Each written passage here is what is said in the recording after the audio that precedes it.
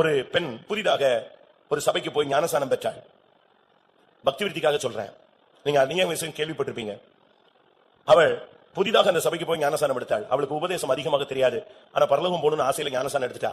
ஆனா அந்த சர்ச்சில் சொன்னாங்க, அடுத்த வாரம் கர்த்தருடைய பந்தி உங்களுக்கு ஆண்டவருடைய சரீரமும் ஆண்டவருடைய ரத்தமும் உங்களுக்கு என்ன செய்யப்படும், கொடுக்கப்படும். அது அவளுக்கு ஆச்சரியமாக இருந்தது, அது ஆசையாகவும் இருந்தது. வீட்டுக்கு போனால் புருஷனோ ரட்சிக்கப்படாதவன். அவன் சொன்னான், இனிமேல் அந்த சர்ச்சுக்கு நீ போகக்கூடாதுன்னு சொன்னான். அவள் சொன்னாள், இந்த ஒரு வாரம் மாத்திரம் என்ன செய்யறேன், நான் போய்விட்டு வந்து விடுகிறேன். அப்ப சொன்னா, இந்த ஒரு வாரம் என்ன ஸ்பெஷல், ஏன் நீ போகணும் கேட்டான். இல்ல, இந்த வாரம் இயேசுவின் சரீரத்தையும் இயேசுவின் ரத்தத்தையும் கொடுக்குறாங்களா, நான் அதை எப்படியாவது பார்க்கணும் வாங்கணும் அப்படின்னு ஆசைப்படுறேன். அவன் சொன்னா, இயேசுவின் சரீரம் 2000 வருஷத்துக்கு முன்னால செத்து போயிட்டாருன்னு சொல்றாங்க, அவர் சரீரத்தை எப்படி கொடுப்பாங்க, நீ ஏதோ மாத்தி பேசுறேன்னு சொன்னான். இவளுக்கு கேட்டது மட்டும் தானே சொல்ல தெரிஞ்சது. புதிய நபர் இல்ல, இயேசுவின் சரீரத்தை கொடுக்கறேன்னு சொன்னாங்க, இயேசுவின் ரத்தத்தை கொடுக்கறேன்னு சொன்னாங்க, அதனால நான் போறேன். அப்ப அவன் சொன்னா, அப்படின்னா ஒண்ணு செய், அது உண்மையா இல்லையான்னு பார்க்கலாம். நீ போ, அங்க கொடுக்கறத எனக்கு வாங்கிட்டு வா, அதை நான் உண்மையா இல்லையான்னு பாக்குறேன். இது உண்மை, இது நடக்குமா, 2000 வருஷத்துக்கு முன்னால மரித்தவரை பார்க்க முடியுமா, அவரு சரீரத்தை கிடைக்குமா? சரின்னு சொல்லி அந்த பெண்ணு தனக்கு வாய்ப்பு கிடைத்ததுனால தேவ சமூகத்துக்கு போனாள், அதை பயன்படுத்தணும். அங்க போனபோது கூட்டம் முடிச்சு வரிசையில உட்கார வச்சு அவ வரிசையா எல்லாருக்கும் பந்தி இருக்கும்போது இவ கையிலையும் ஒரு சின்ன பிரெட் துண்டை ரொட்டி துண்டை கொடுத்துட்டு போயிட்டாங்க. வாங்கி பார்த்தா கண்ணுக்கு தெரிந்ததானே என்னது, ரொட்டி துண்டு. அவளுக்கு அப்பமே மூடு மாறி போச்சு, குழம்பிட்டா. இதை கொண்டு போய் கட்டாயம் கொடுத்தா, இயேசுவின் சரீரம் சொன்னா அது என்னது, வெறும் ரொட்டி துண்டு. இதை கொண்டு போய் அங்க கொடுத்தா கட்டாயம் அடிப்பான். என்ன பண்றது, அப்படியே கையில வாங்கி வச்சதுதான். அவ அதை புசிக்கவே இல்லை, ஏன்னா கேட்டா கொடுக்கணும் இல்லையா, காட்டணும். சரி, தரியோ தவறோ பேசாம கையில வச்சுட்டா. அடுத்து கொஞ்ச நேரத்துல ரசத்தை கொண்டு வந்தாங்க, வாயில கொடுத்துட்டாங்க. அதை கையில வாங்க முடியல, வாயில கொடுத்தாச்சு, குடிச்சாச்சு, உள்ள போயிடுச்சு. அவளுக்கோ ஒரு பயம், திகில், என்ன பண்றது, இவனை புருஷனை போய் எப்படி ஃபேஸ் பண்றது. இது சரீரம்னு சொன்னாங்க, அவங்க கொஞ்சம் திராட்சை ரசத்தை கொடுத்துட்டாங்க, ஒரு ரொட்டி துண்டை கொடுத்துட்டாங்க. இவனை போய் நம்ம எப்படி ஃபேஸ் பண்ண முடியும், ஒரு பயத்தோட திகிலோட வீட்டுக்கு வந்து சேர்ந்தாள். வீட்டுக்கு வந்த போது அவன் புருஷன் வெயிட் பண்ணிட்டு இருந்தான். என்னவோ சொன்னியே இயேசுவின் சரீரத்தை கொடுக்குறாங்கன்னு சொல்லி, கொடுத்தாங்களா அப்படின்னு பார்த்தபோது இவ கையை மூடி வச்சிருந்தா. கொண்டான்னு சொல்லி அதை கையை பிடுங்கி அந்த கையில இருந்து அதை எடுத்தான். கையை பிடுங்கி திறந்த பொழுது கையெல்லாம் பச்சை ரத்தம், முழுவதும் ரத்தம். கையில பார்த்தா ரொட்டி துண்டை காணோம், ஒரு கறி துண்டு இருந்துச்சு. இவளுக்கு இவளை நம்ப முடியல, இவளுக்கு ஒரு மிரட்சி மாதிரி ஆயிடுச்சு. நம்ம வாங்கினது ரொட்டி, இதை பார்த்து தான் பயந்து போய் அங்கிருந்து இங்க வந்தோம், இப்ப கையெல்லாம் என்னது, ஒரே ரத்தமா இருக்கு, என்ன பண்றது. அவன் பார்த்தான், இப்படி எப்படி ஒரு சரீரத்தை பிச்சு கொடுப்பாங்க, இது ஏதோ ஒரு பொய், ஏதோ பித்தலாட்ட வேலை, கொண்டான்னு சொல்லி அதை வாங்கிட்டு அவன் போயிட்டான். இவளுக்கே புரியல, கையெல்லாம் அப்படி பச்சை ரத்தம் பிசு பிசு. என்ன நம்ம இவ்வளவு நேரம் இப்படி ஃபீல் பண்ணவே இல்ல, திடீர்னு இப்படி மாறிடுச்சு, இது என்ன நடந்துச்சு, வாங்கும் போது பிரெட் எல்லாரும் வாங்கி தின்னுட்டு இருந்தாங்க, நம்ம மட்டும் திங்காம வந்துட்டோம், இங்க இப்படி ஆயிடுச்சுன்னு சொல்லிட்டு அவ திகச்சு போயிருக்கும் போது அவ புருஷன் அதை கொண்டு போனான். நேரம் கொண்டு போய் லேப்ல கொடுத்தான். இது என்ன கறிங்கிறத கொஞ்சம் செக் பண்ணுங்க, எனக்கு ரிசல்ட் கொடுங்க, கொஞ்சம் அவசரமா கொடுங்க. அவங்க கொஞ்சம் நேரம் கழிச்சு, சில மணி நேரங்கள் கழிச்சு ஒரு ரிப்போர்ட் கொடுத்தாங்க. ஏறக்குறைய 30 வயதிலிருந்து 34 வயதுக்குள்ள இருக்கிற ஒரு ஆணுடைய சரீரத்திலிருந்து இது சில மணி நேரத்துக்கு முன்னால பிச்சு எடுத்திருக்காங்க. வெட்டி எடுக்கல, என்னது, பிச்சு எடுத்து. பிரியமானவர்களே, ஆண்டவராகிய இயேசு கிறிஸ்துவின் நாமத்தினாலே உங்கள் யாவருக்கும் அன்பின் நல்வாழ்த்துக்கள். இந்த கர்த்தருடைய பந்தி, ராப்போஜனம், திருவிருந்து அப்படிலாம் சொல்றோம் பாத்தீங்களா, அந்த நிகழ்வுக்கு பின்னால நிறைய கட்டுக்கதைகளை இன்னைக்கு அநேக போதகர்கள் கட்டி வச்சிருக்கிறாங்க. அந்த குருட்டு போதனையை கேட்டு கேட்டு வளர்ந்த விசுவாசிகள் பாத்தீங்கன்னா பல மூட நம்பிக்கைகளுக்குள்ள விழுந்து போய் கிடக்கிறாங்க. ஒரு காலத்துல நம்ம மூட நம்பிக்கைக்குள்ள கிடந்தோம். ஆனா கர்த்தர் நமக்குள்ள நிஜமாகிய இயேசு, அவருக்கு பேரே என்னது, அவர் தான் ஜீவன், அவர் மெய்யான ஒளி, உண்மை. அவர் அந்த உண்மைக்குள்ள வந்ததுக்கு அப்புறமும் நம்ம மறுபடியும் ஒரு போலியான மூட நம்பிக்கைகளுக்குள்ள போயிடக்கூடாது. ஆரோக்கியமான விசுவாசம் நமக்குள்ள இருக்க வேண்டுமே ஒழிய போலியான நம்பிக்கைகள் நமக்குள்ள வந்துடக்கூடாது. இதுல கண்ணும் கருத்துமா இருக்கணும். விசுவாசம் வேற, மூட நம்பிக்கை வேற. அதாவது ஆரோக்கியமான நம்பிக்கை வேறு, போலியான நம்பிக்கைகள் வேறு. அதனால கவனமா இருக்கணும். நான் நம்பிக்கொண்டிருப்பது உண்மையான ஆரோக்கியமான நம்பிக்கையா அல்லது மூட நம்பிக்கையா அப்படிங்கிறத ஆவிக்குரிய பிள்ளைகள் பகுத்தறிய கத்துக்கிறணும். அப்ப இந்த வீடியோல என்ன பார்க்க போறோம்னா, ஒரு 9 விதமான இந்த கர்த்தருடைய பந்தியை வைத்து இவர்கள் கட்டி வைத்திருக்கிற 9 விதமான மூட நம்பிக்கைகளை குறித்து பார்க்க போறோம். இறுதியாக உண்மையிலேயே இந்த கர்த்தருடைய பந்தி நமக்கு கற்றுக் கொடுக்கிற 4 முக்கியமான மேன்மையான சத்தியங்களை குறித்து பார்க்க போறோம். ஒட்டுமொத்தமா பேசணும்னா ரொம்ப டைம் ஆயிரும். அதனால ஃபர்ஸ்ட் இந்த வீடியோல பாத்தீங்கன்னா ஒரே ஒரு அப்படி போலி ஒரு நம்பிக்கை, மூட நம்பிக்கை குறித்து கொஞ்சம் டீட்டெயிலா நம்ம பார்த்துட்டு, 2வது பதிவுல மீதம் இருக்கிற 8 போலி நம்பிக்கைகள், இந்த கர்த்தருடைய பந்தியை வச்சு என்னென்னலாம் புனைக்கதை கட்டி விட்டுருக்காங்க அப்படிங்கிறத குறித்து பார்த்துட்டு, இறுதியாக இதை குறித்து நான் பேச போகிற 3வது வீடியோவில் இந்த கர்த்தருடைய பந்தி நமக்கு கற்றுக் கொடுக்கிற முக்கியமான 4 சத்தியங்களை குறித்து உங்களோடு நான் பகிர்ந்து கொள்ள ஆசைப்படுகிறேன். சரி, அதுல முதலாவது மூட நம்பிக்கை என்னன்னு கேட்டீங்கன்னா, நாம் கர்த்தருடைய பந்தியில கொடுக்கிற அந்த அப்பமும் ரசமும் அப்படியே ஜெபம் பண்ணும்போது கடவுளுடைய சரீரமாக ரத்தமாக உண்மையிலேயே மாறிடுது அப்படிங்கிற ஒரு போலியான நம்பிக்கை இன்னைக்கு வந்து அநேகருக்கு பூத்தி வச்சிருக்காங்க. ஆண்டவர் இயேசு கிறிஸ்து 12 சீஷர்களோட பந்தி அமர்கிறார். அப்போது அப்பத்தை எடுத்து அதை பிட்டு இதை வாங்கி புசியுங்கள் அப்படின்னு சொல்லிட்டு, இது என்னுடைய சரீரமா இருக்கிறது அப்படிங்கிறார்.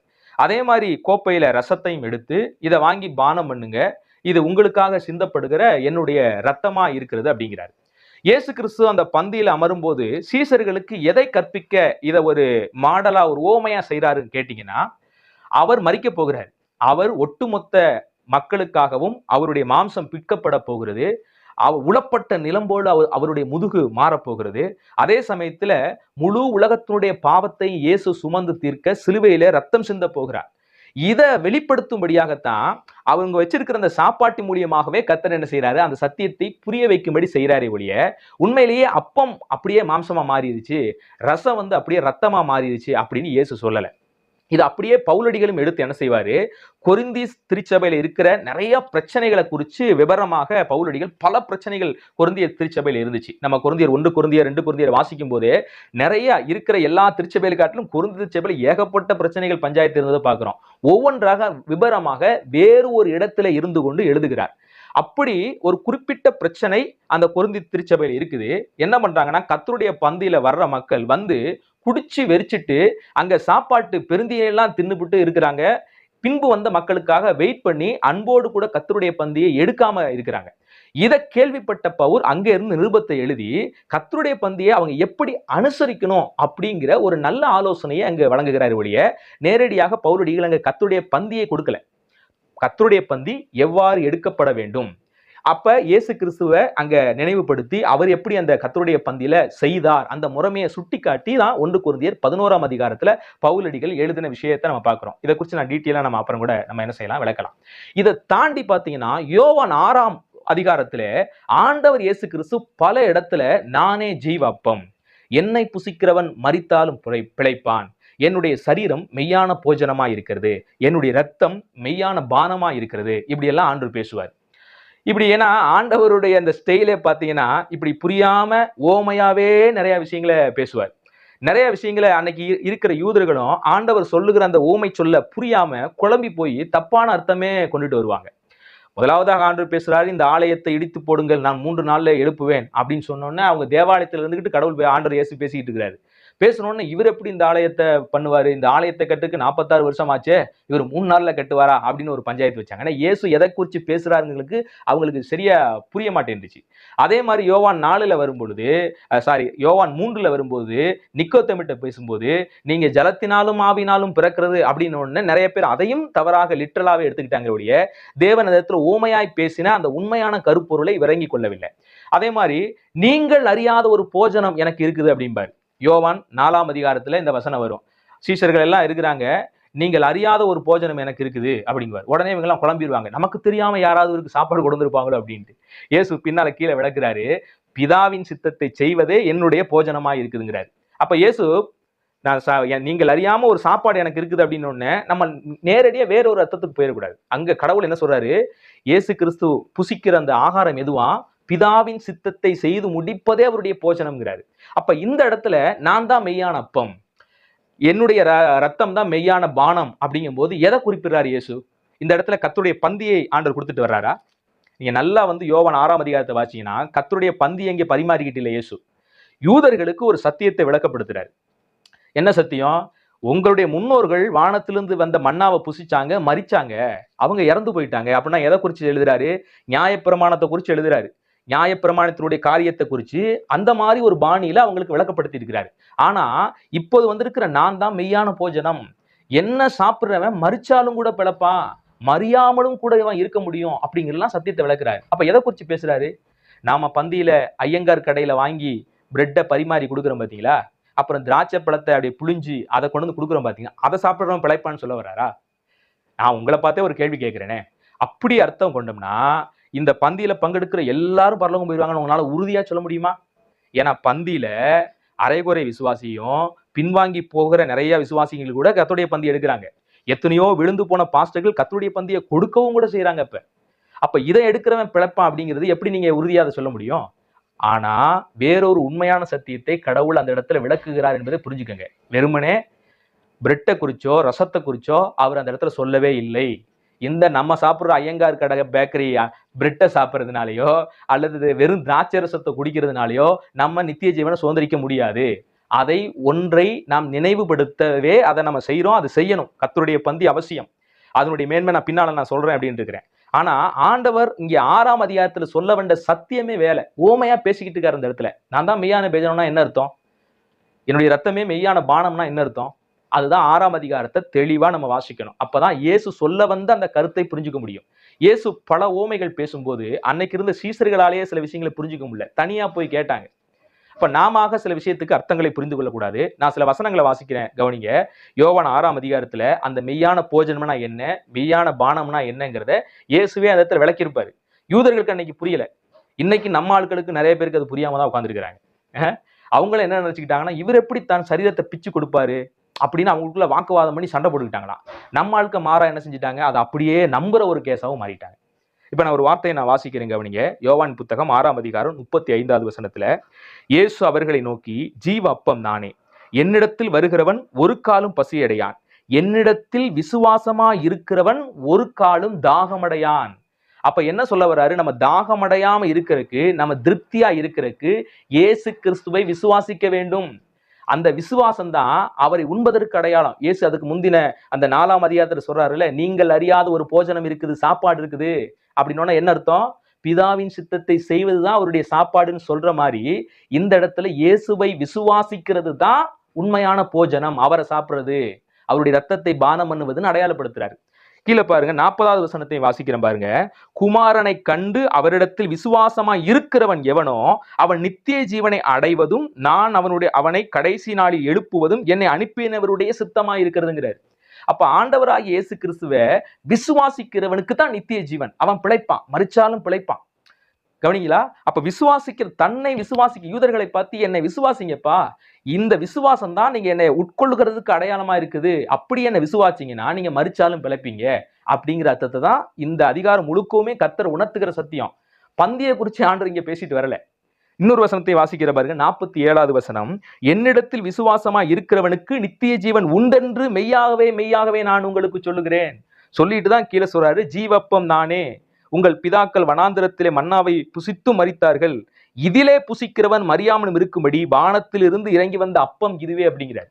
அப்ப நல்லா கவனிங்க, மெய்யான அப்பத்தை நம்ம புசிக்கணும், மெய்யான பானத்தை பானம் பண்ணணும். இயேசு கிறிஸ்துனுடைய அந்த சரீரம்னா என்ன, அந்த ரத்தம்னா என்னன்னு கேட்டீங்கன்னா, இயேசுவை விசுவாசிப்பதை குறித்தேதான் இயேசு ஓமானமாக இங்கே பேசுகிறார். அப்ப நம்ம வெறும் பந்தியில உட்கார்ற விஷயத்தை குறித்து நம்ம எடுக்கிறதுங்கிறது அது சரியான சத்தியத்தின் படியான அறிவு இல்லை என்பதை தயவு செய்து புரிந்து கொள்ளுங்கள். இன்னும் பலவிதமான மூட நம்பிக்கைகளை இந்த கர்த்தருடைய பந்தியை குறித்து வச்சிருக்கிறாங்க. இதுல பாத்தீங்கன்னா ரோமன் கேத்தலிக் திருச்சபை ரொம்பவே அவதிடுவாங்க. ஏன்னா அவங்க கிட்ட இருந்தா பெந்தகோஸ்தே திருச்சபையும் இப்படி வச்சுக்கிச்சு. இவங்க சொல்றாங்க பாத்தீங்களா, நம்ம ஜெபிக்கும் போது இந்த பிரெட் அப்படியே உண்மையாகவே சரீரமா மாறிடுது, இந்த ரசம் அப்படியே கன்வெர்ட்டா என்ன செஞ்சிருது, பிளட்டா மாறிடுது. இது யார் உபதேசம்னா ரோமன் கேத்தலிக் உபதேசம். அவங்க உபதேசத்தை அப்படியே இவங்க உள்வாங்கி வச்சுக்கிட்டாங்க. இவங்களும் சரியா வேதத்தை ஆராயறது இல்லை. இதை குறித்து நான் ஒரு வீடியோ முன்னாலேயே முகப்புல போட்டிருப்பேன். நம்ம துறை அப்படிங்கிறவர் என்னென்ன உருட்டெல்லாம் உருட்டிருக்காருன்னு. அந்த அப்பத்தை கொண்டு போய் லேபிளையே பரிசோதனை பண்ணிட்டார் அவரு. லேபிளை பரிசோதனை பண்ணி அதை விட ஒரு பெரிய உருட்டு. அப்படி ஒருவேளை லேபிளை கொடுத்து பரிசோதனை பண்ணி இது மனுஷ கறின்னு கண்டுபிடிச்சிருந்தாங்கன்னா உடனே மிகப்பெரிய கேஸ் ஆயிருக்கு இது. அப்ப இது எந்த லேபிளை கொடுத்தாங்க, கேஸா ஏதாவது ஆயிருக்கா, இதெல்லாம் டிபிஎம் திருச்சபையை சார்ந்த துறை அவர்கள் தான் நமக்கு கிளியர் பண்ணணும். எந்த அளவுக்கு மூட நம்பிக்கையோட சிக்கி இருக்கிறாங்கன்னு தெரியுதா? அதனால் தேவனுடைய பிள்ளைகளே, கர்த்தருடைய பந்தியை எடுங்க. அது எந்த உணர்வோடு வேதம் எடுக்க சொல்லுதோ அந்த உணர்வோடு எடுங்க. கட்டுக்கதைகளையும் மூட நம்பிக்கைகளையும் இந்த பந்தியை வச்சு நீங்களா கட்டமைச்சு உங்களை நீங்களே ஏமாத்திக்கிறாதீங்க.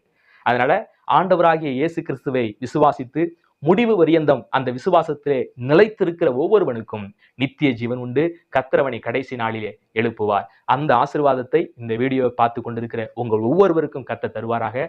God bless you.